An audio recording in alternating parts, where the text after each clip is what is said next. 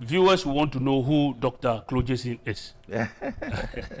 I know a lot of people know you, but today we are joined by a lot of new viewers, so they would want to know briefly about you. Yes. Okay. Oh, my name is Prince Kofi Klojesin. I come from Havana in the Boto region. I've done a lot of things in terms of in the tech world. I started life with 12 poker calculators many years ago. Okay. And I raised up, to be chairman of Unauthorized International Limited. And then Celtel, the first, indigenous Ghanaian telecom company. And I'm also currently the president of Bota Development Forum. And, about, chairman of Celtel Limited. Okay. We are, for the past few years, we're trying to, transform Ghana, into a smart, country. Okay. Technology, focusing on education, health, and others in the youth sector. Okay. Where my specialty has been. So many people know me in various ways. Yes, in various ways. That's what I am. Yeah. I can understand that. So you mentioned AGI, the former president of AGI. Yeah.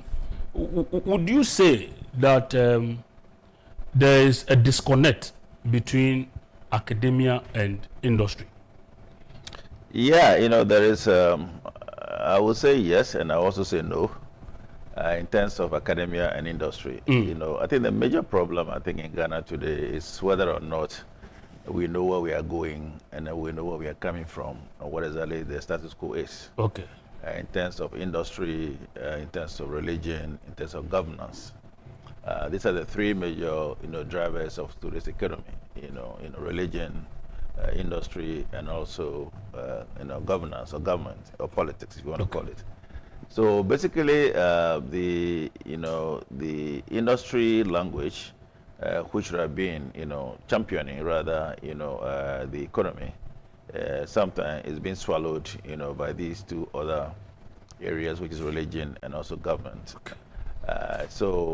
But I believe that, the way things are going, we are hopeful, that the real catalyst of the economic growth, where everybody does, every country does, which is industry of all kinds, would return back, maybe, after probably this election, looking at next year in a very positive way. Exactly, we hope so. In a very positive way. Yeah. Okay, Doc, you mentioned smart city. What is that about? And can we have that system here? Okay, smart city is basically when you go to London, US, and whatever it is, you have New York, you have London, you have Reading, or whatever it is. Many years ago, they were all, towns, villages like where we are today in Ghana. If you look at Kumasi, for instance, Ashadi region number 49 districts. Okay. Both the regions about 18, T25, and the central, all of them together, 275 district constituencies in Ghana. So how do you transform the ecosystem of that area to be whatever it is, so that the youth can stay there without coming to Accra?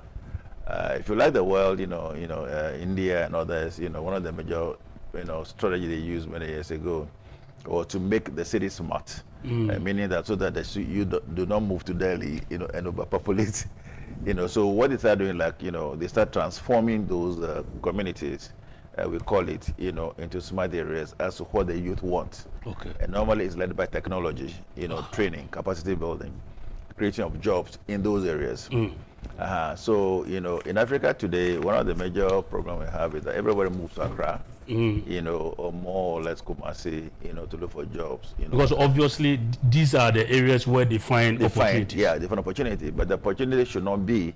You see, when all of our friends or our family say, Mukaburuchi, where do they go? They go to Oklahoma, they go to Reading, they go to all these areas which are comfortable. They don't go to New York or London or Washington, who are at the capital. So Smart City basically is a project that, we are championing just before COVID. And the COVID delayed it, but it's going to be starting from August. Now, so one of the, if you look at Kumasi, for instance, Ashanti region, for instance, Ashanti region is like California, for instance. Now, the governments of the days past have been focusing a lot on gold, diamond, oil and gas, and so on and so as revenue base for the country, which is wrong. Because, today, revenue and wealth creation are with the youth. And all of that mind to technology. One of the things that I spoke before, if you talk about this galamsey thing that we talked about, it's happened in Australia, it happened in California. California was actually a gold rush, they call it, many years ago. So galamsey stuff, the gentleman called, Stanford, who happened to establish an institute, and they brought these boys, what they called it those days, to the institute and start training and developing them, creating jobs and empowering them, changing their mindset. Today, Stanford University, through Stanford University, that place, which was the garage, has become what you call Silicon Valley. Okay. Now Silicon Valley today is where all the youth are there. I was here just about 3-4 weeks ago, and I was amazed to see, the rush of the Asians, but the Africans are very skeptical to find there. So what it is that the empowerment of, today's knowledge, the youth want to be in the tech area. They want to be in the technology area. So you create that environment, for them to be there. One of the major issues, for instance, is that by the time a child finishes school, anywhere in India, at least they must also, apart from the degrees, they must also have a tech, savvy certification. Microsoft, whatever it is. So that if you look at TikTok and all those everybody's, these are all be done by the youth. Exactly. So applications, apps, whatever you call it. So that's where basically the empowerment is. So, and these are not done in New York, done in London. They are all done in very, very communities, or if you call villages, which has been transformed today. Say if you go to India, most of the areas have been transformed, to smart city. If you look at Dubai, Dubai is a smart city. There was nothing there before. A few years ago, when you go there, it's all about technology. So this is where, the youth, want to be. This is where we must support them to be. And by so doing, we are keeping them, like you talked about data, a few minutes ago.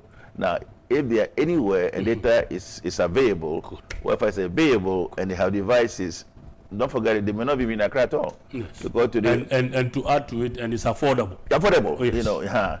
So there's no need coming to Accra. They can be anywhere and whatever they want to do. If you go to, what do you call Agona Swedru area, you see very smart young boys, there. Agona Swedru. So if you look at Winneba University, University of Winneba is one of the areas we are focusing on. If you look at University of Winneba to Solpon to Agona Swedru, that area, but they call them Sakawa boys, but I don't. I call them smart boys. Okay. So how do you empower them? Okay.